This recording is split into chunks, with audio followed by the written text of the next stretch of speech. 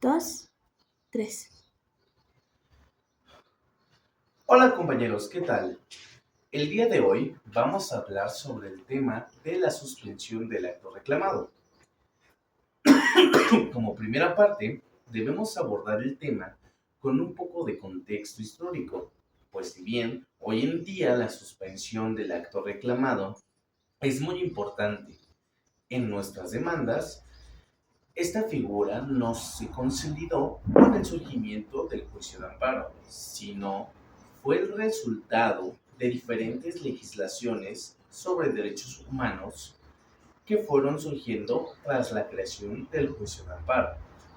Eh, Así que iniciemos con nuestra trayectoria del día de hoy. Como primera parada, tenemos la Ley Orgánica de 1861.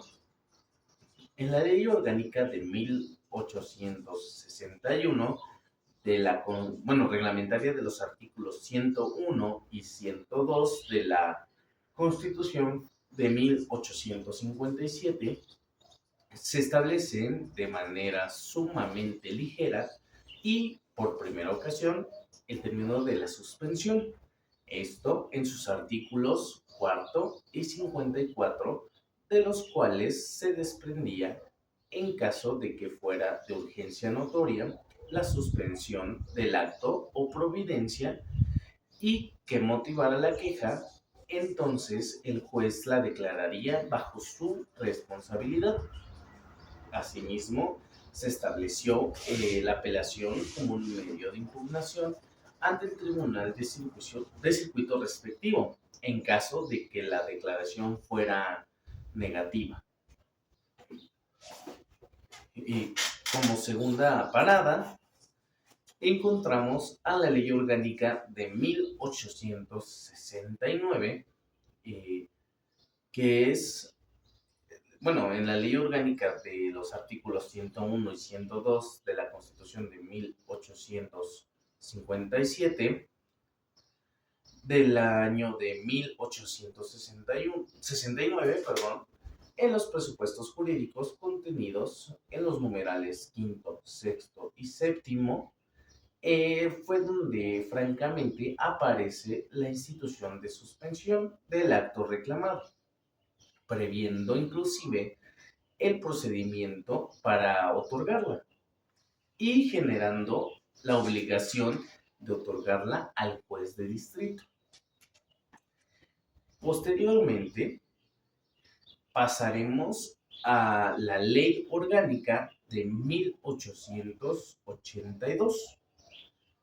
Y bueno, en la Ley Orgánica de los artículos 101 y 102 de la Constitución Federal de 1857, publicada mediante decreto de fecha 14 de diciembre de 1882, el legislador realizó una regulación clara y por ende entendible de la suspensión del acto reclamado, asignándole un capítulo exclusivo. En su caso era el capítulo tercero. Es aquí donde aparece por primera ocasión la suspensión de oficio y la suspensión a petición de parte agraviada, estableciendo el procedimiento a seguir cuando se estaba ante la suspensión citada en el segundo término. Y bueno, respecto a la suspensión oficiosa, también se señalan dos situaciones concretas. La primera es cuando se trata de ejecución de pena de muerte, destierro o alguna de las expresamente prohibidas en la Constitución Federal. Y la segunda es cuando, sin seguirse por la suspensión prejuicio grave a la sociedad, el Estado o a un tercero, sea de difícil de reparación física, legal o moral, del daño que se acusa al quejoso con la ejecución del acto reclamado. También se establecen novedosamente el recurso llamado de revisión para combatir el auto en que se considerara o negara la suspensión, el cual se tramitaba ante la Suprema Corte de Justicia de la Nación. Ahora pasaremos a dos ordenamientos legales que son diferentes a los anteriores, pues son compilaciones jurídicas. En ese tenor tenemos al Código de Procedimientos Federales de 1897, el cual sustituye a la ley orgánica de los artículos 101 y 102 de la Constitución Federal de 1857. Fue expedida por Porfirio Díaz, presidente constitucional de los Estados Unidos mexicanos, el día 6 de octubre de 1897, previamente con la autorización que le fue otorgada por el Congreso de la Unión el día 2 de junio de 1892. Dicha ley se estructura en títulos, capítulos, secciones y artículos. Es en el segundo título, capítulo sexto, sección quinta, donde se encuentra la reglamentada suspensión del acto reclamado. En dicho ordenamiento se fortalece la institución jurídica que nos ocupa, se corrigen deficiencias y se precisan detalles importantes. Es así como pasamos al siguiente código, el cual es el Código Procesal Civil de 1908. En el título segundo, capítulo sexto, sección sexta, se encuentra reglamentada la suspensión del acto reclamado. Podemos afirmar que en este ordenamiento jurídico continúa el desarrollo de la institución. Es decir, que aunque en lo general se trasladara del Código de Procedimientos Federales al Código Procesal Civil, los textos legales relativos a la institución que se está transmitiendo hoy en día, encontramos novedades importantes, como lo son las siguientes. La primera, la suspensión del acto reclamado procederá de oficio o a petición de parte agraviada, ampliando la posibilidad de que se otorgue la suspensión de oficio, cuando, siendo el acto reclamado distinto a los protegidos por el artículo 22 de la Carta Magna, de llegar a consumarse y si era físicamente imposible poner al quejoso en el goce de la garantía individual violada.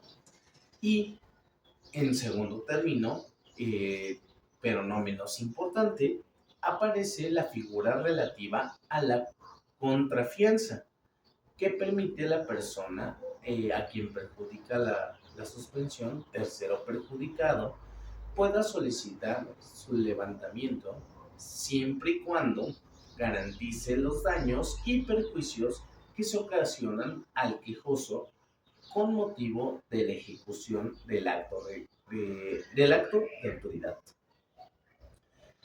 Por otro lado, ahora pasaremos a la Ley de Amparo de 1919. En este cuerpo normativo se proponen dos tipos de amparo. El indirecto, que se tramitaba en dos instancias, la primera ante el juez de distrito y la segunda ante la Suprema Corte. Y el directo, que se tramitaba en una sola instancia, ante la Suprema Corte de Justicia de la Nación. Ello ocasionó que la suspensión del acto reclamado tuviese también dos procedimientos. Uno, cuando se promoviera por el amparo directo, y otra cuando se planteara por el amparo indirecto. Y bueno, es en los artículos 51 y 52 en los que se hace referencia a la suspensión en el caso del amparo indirecto en contra de sentencias definitivas penales o civiles, ordenando a las autoridades responsables que deberían suspender de plano, sin trámite alguno ni ninguna clase, la ejecución de la sentencia, tan pronto como el quejoso denunciara, bajo protesta de decir verdad, que había promovido el juicio de amparo. En el párrafo segundo del artículo señalado, en primer término, se establece que en los amparos contra sentencias definitivas de carácter civil, el quejoso deberá dar fianza para pagar los daños y perjuicios que con ello ocasionare, estableciendo a la vez que la suspensión dejaría de surtir efectos si el colitigante daba contrafianza, que asegurará, en este caso, la reposición de las cosas al estado que guardaban antes de la violación de las garantías, si se considere el amparo, así como el pago de daños y perjuicios que sobrevinieran, que sobrevinieran por la no suspensión del acto reclamado. En el artículo 53 de la misma ley se hacía referencia a la suspensión en el caso del amparo indirecto ante los jueces de distrito y estatuía que en esta hipótesis se decretarían la suspensión de oficio o a petición de la parte agraviada, estableciéndose la suspensión, en el artículo 54 que la suspensión de oficio procedía cuando se tratara de la pena de muerte, destierro o algún otro acto que, si llegara a consumarse, haría físicamente imposible poner al quejoso en el goce de la garantía violada.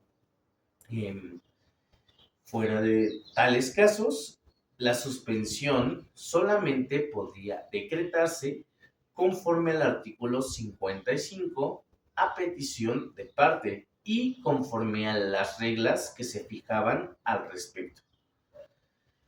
Y bueno, ahora pasaremos al último punto de contexto histórico, llegando a lo que actualmente vivimos. La nueva ley de amparo publicada en el Diario Oficial de la Federación el 2 de abril del 2013. Y como consecuencia de las reiteradas reformas a la Constitución Política, el día 22 de abril del año 2013 se publicó en el Diario Oficial de la Federación la nueva ley de amparo reglamentaria de los artículos 103 y 107 de la Constitución Federal. Se establecen los límites para la suspensión en el artículo 128, en sus dos últimos párrafos, y en el artículo 129, en sus 13 fracciones, que consideran que sigue el perjuicio al interés social o contravienen la disposición del orden público. Y como pudimos observar, es una larga trayectoria la que ha conformado e integrado lo que actualmente conocemos como la institución de la suspensión en el juicio de amparo, siempre siguiendo las diferentes intereses sociales y principalmente humanitarios que nos protegen y amparan conforme a la legislación de nuestro país. Y ahora pasaremos a hablar sobre el tema en concreto y el trasfondo de nuestro tema el día de hoy: la suspensión del acto reclamado en el juicio de amparo. Y podemos decir entonces que la suspensión del acto reclamado es una medida cautelar dentro de un juicio de amparo, que permite detener los actos de las autoridades para que no causen efectos negativos en el quejoso, hasta resolver si son actos constitucionales o son actos que violan los derechos y garantías del quejoso. En ese tenor, vamos a hablar también un poco sobre aquellos actos en los que sí procede la suspensión del acto reclamado. Y bueno, en términos generales, la suspensión del acto reclamado va a proceder contra los actos de autoridad de naturaleza positiva o negativa con efectos positivos, futuros inminentes, prohibitivos, actos declarativos que llevan en sí mismo un principio de ejecución y sobre los de tracto sucesivo. A su vez, también hay que mencionar aquellos actos en los que no procede la suspensión y los cuales son los siguientes. La suspensión del acto reclamado no va a proceder en contra de aquellos actos de particulares, así como en los realizados por alguna autoridad cuyos actos son de naturaleza futura incierta, negativos o meramente declarativos y consentidos. Sin embargo, en la nueva ley se prevé el caso excepcional a lo anterior, el cual se indica en el artículo 5º, fracción segunda, en el que se considera la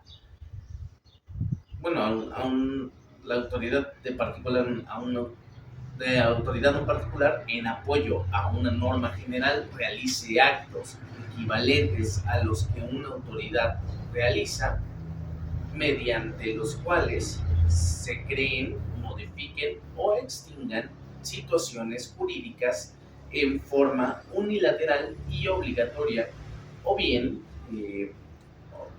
permita realizar un acto que de efectuarse crearía, modificaría o extinguiría dichas hipótesis jurídicas. Hay que tomar en cuenta muy bien estos dos puntos anteriores, pues estos podrían fijar la trayectoria de un buen juicio o desarrollo de un buen juicio de amparo y de nuestro trabajo como abogados. Ahora pasaremos a otro tema, que son las clases de suspensión en el juicio de amparo. Y bueno, primero definiremos separaremos el amparo indirecto y el amparo directo, empezando por el indirecto. En ese sentido, existen dos clases. La primera, que es de oficio y se encuentra prevista en los artículos 125, 126, 127 de la Ley de Amparo. Y la segunda, a petición de parte, que se encuentra prevista en los artículos 128 y 139 de la citada ley. Esta última clase de suspensión tiene a la vez dos modalidades a saber, las cuales son la suspensión provisional, que se encuentra prevista en los artículos 138, fracción primera de la Ley de Amparo, y la suspensión definitiva, la cual se encuentra prevista en el artículo 138, fracción segunda, 142, 143, 144, 153, 54, etcétera, de la misma ley. Este tipo de suspensión, la nueva Ley de Amparo ha introducido una modalidad para su otorgamiento. Deberá ponderarse la apariencia del buen derecho, que debe de tenerse presente al considerarse la suspensión provisional, así como la definitiva. Conforme a lo dispuesto con el artículo 138, se tiene que tener presente el análisis estricto sobre la prestación del buen derecho y la no afectación del interés social. Eh, Como se advierte en este artículo, el legislador introdujo la suspensión del acto reclamado, la figura de la apariencia del buen derecho, la cual consiste en, como lo anteriormente dicho, en lograr advertir mediante un análisis a priori el derecho contravertido. Si se lograra por medio de él obtener una sentencia favorable, anticipando los resultados y efectos jurídicos de dicha resolución al momento pues de concederse la medida cautelar, en este caso la suspensión. Ahora bien, debemos de hacer una pausa y entender realmente la suspensión provisional y la suspensión definitiva y principalmente sus diferencias. Por una parte, tenemos la suspensión provisional, que tiende a resolver con solo la presentación de la demanda de amparo, ¿sí? Por la afección inminente de un acto de difícil reparación que están afectando al quejoso, pues su procedencia nace de una situación urgente donde ha de otorgarse la suspensión provisional a efecto de que de que las cosas se mantengan en el caso que se tenía antes de que se mantenga, antes de la resolución a la autoridad responsable sobre la resolución definitiva, suspensión definitiva. Por otro lado, tenemos a la suspensión definitiva. Y bueno, esta es aquella que la audiencia, que en audiencia incidental se tiene que resolver y en caso de concederse tendrá los mismos efectos que los dictados en la provisional, con la diferencia de que en esta suspensión se hará de manera definitiva, es decir, conservará la materia del juicio sin comprometer el criterio judicial respecto a la sentencia de fondo, que pone fin a la primera instancia del juicio constitucional. Y bueno, una vez entendida estas dos situaciones y las diferencias, podemos pasar a la suspensión en el amparo directo, que de igual manera se van a dividir en dos partes. La primera es la suspensión de oficio, prevista en el artículo 191 de la Ley de Amparo, y en la cual siempre deberá de considerarse de plano en los juicios del orden penal, ya que solo en este tipo de trámites es procedente, y lo cual deberá realizar la autoridad responsable a quien compete la obligación de otorgarla, con la sola prestación de la demanda, condicionando la libertad del quejoso siempre y cuando la solicite y aquella sea procedente. Y bueno, por el otro lado tenemos la suspensión a petición de parte.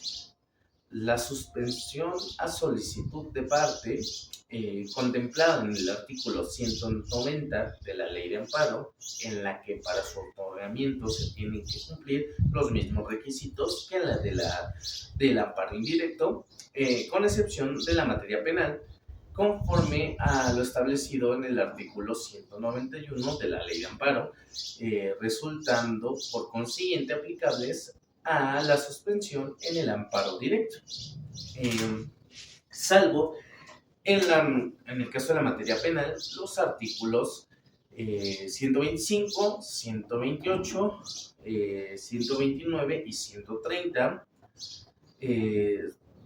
133, 134, 135 y 154 de la citada ley.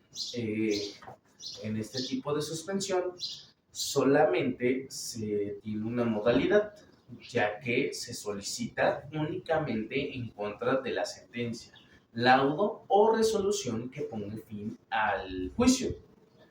Por lo tanto, no existe un trámite para obtener una suspensión provisional y luego una definitiva.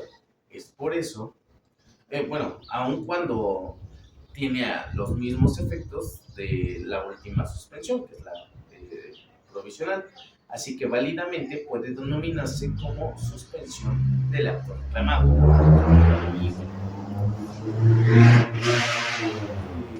Ahora, hemos aprendido a aquellos casos en los que procederá la suspensión y los mismos casos de esta suspensión. También es importante hablar de aquellos casos en los que no es procedente la suspensión. Primeramente, tenemos a los actos de naturaleza futura, incierta, negativa y consumada, declarativa o consentida. La suspensión no puede proceder contra actos que aún no han ocurrido y que son inciertos o que ya se hayan ejecutado. Tampoco van a ser procedentes contra aquellos actos que son meramente declarativos, o sea, como una opinión, o contra aquellos actos que el quejoso dio su consentimiento. En segunda instancia, tenemos los actos de particulares.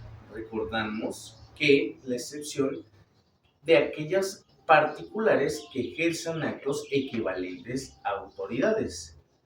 O sea, quiere decir que puedan ejercer funciones de autoridad, ¿sí? Y aún que causen lesiones contra el quejoso. Sin embargo, los autos de autoridad no serán procedentes y no puede ser solicitada la suspensión en contra de ellos, ya que estos, aunque puedan afectarse al quejoso, no son procedentes. En tercera instancia tenemos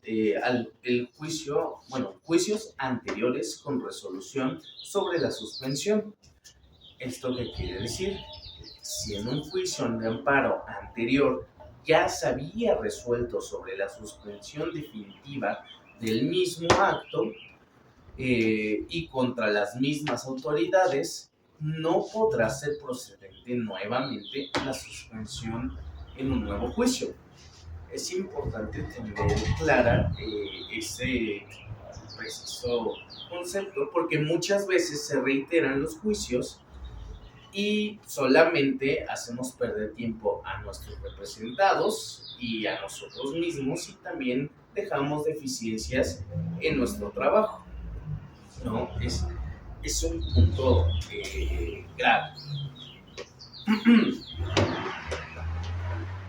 Ahora bien, también tenemos aquellos actos que vayan con el interés, en contra del interés del orden público y social. ¿Esto qué quiere decir? La suspensión no procederá si el otorgamiento de esos actos causa perjuicio en contra del interés social o causa algún daño en contra del mismo. En específico del orden público. En la misma ley se establecen 13 fracciones sobre aquellos actos en donde se supone que pues las acciones o el pedimento de la suspensión, las pretensiones que tenemos nosotros están en contra del interés del orden público y social. Y bueno, en otra lista tenemos también la solicitud del quejoso. La suspensión solo puede ser decretada a petición del quejoso, salvo y excepcionalmente en los casos que se considere que es procedente de oficio. Por ejemplo, cuando se pone en peligro la vida del quejoso. Y bueno, por último, otros casos en los que no procederá la suspensión del acto reclamado son casos específicos como en la materia de normas generales, actos u omisiones del Instituto Federal de Telecomunicaciones y de la Comisión Federal de Competencia Económica. Bueno, muy bien. Una vez visto todos estos aspectos generales, pasaremos a un tema más específico, que son las garantías en la suspensión del acto reclamado. Y bueno, en la suspensión del acto reclamado, en un juicio de amparo, la garantía tiene como objetivo proteger a la parte interesada, que no es el quejoso en este caso, y por posibles daños y perjuicios que pudieran surgir si la suspensión se concede y la autoridad responsable no logra ejecutar el acto reclamado. La garantía se exige generalmente para garantizar la reparación de esos daños, en caso de que la suspensión no se convierta en definitiva. Y bueno, principalmente la garantía de la suspensión juega diversos papeles, entre ellos el principal es la protección a los terceros. Como anteriormente vimos, la principal razón para exigir una garantía es por proteger a la parte interesada, anteriormente dicho, ¿no? Y de aquellos posibles daños y perjuicios que la suspensión del acto reclamado pudiese causar. Y si la suspensión impide, por ejemplo, si la suspensión impide la ejecución de un pago, el tercero interesado podría sufrir pérdidas financieras. También su razón de ser versa sobre si la suspensión se concede y el acto reclamado finalmente no es declarado inconstitucional, el quejoso podría ser responsable de los daños y perjuicios que para su suspensión hayan generado al tercer interesado. La garantía sirve para compensar y cubrir esos daños. También tenemos algunas excepciones. Y bueno, las excepciones a la exigencia de la garantía especialmente se dan cuando la suspensión es de oficio, cuando la autoridad judicial la concede sin que el quejoso la solicite, o cuando se trate de casos que ponen en riesgo la vida, la libertad o cualquier derecho humano fundamental. En estos casos, la suspensión puede concederse sin que se exija alguna garantía. Ahora bien, los montos de la garantía. El monto de la garantía suele ser proporcional a por los posibles daños que se puedan causar al tercer interesado con la suspensión. En algunos casos puede ser necesario demostrar los daños y perjuicios para establecer el monto de la garantía. Obviamente, esta será determinada por la autoridad correspondiente. Y bueno, la garantía puede exhibirse en efectivo o puede ser una garantía real, por ejemplo, una hipoteca. Y bueno, finalmente, hablemos de la devolución de la garantía, que es muy sencillo. Si en el juicio de amparo resulta favorable el quejoso y la suspensión se mantiene, la garantía deberá ser devuelta al quejoso como en un inicio y en la depositor.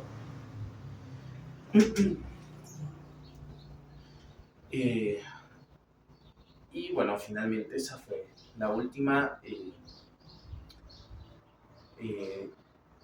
forma de garantía y tema. Y bueno, muy bien. Una vez tocados todos los temas y los puntos de la suspensión, vamos a pasar a las conclusiones.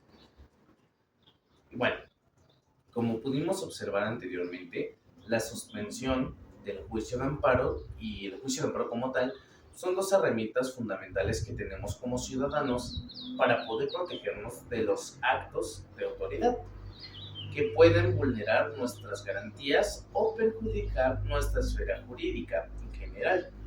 Y como hemos visto, estos dos actos o instituciones han pasado por diversas modificaciones a lo largo de su historia y no han sido creados así porque sí o de un día al otro, ¿no?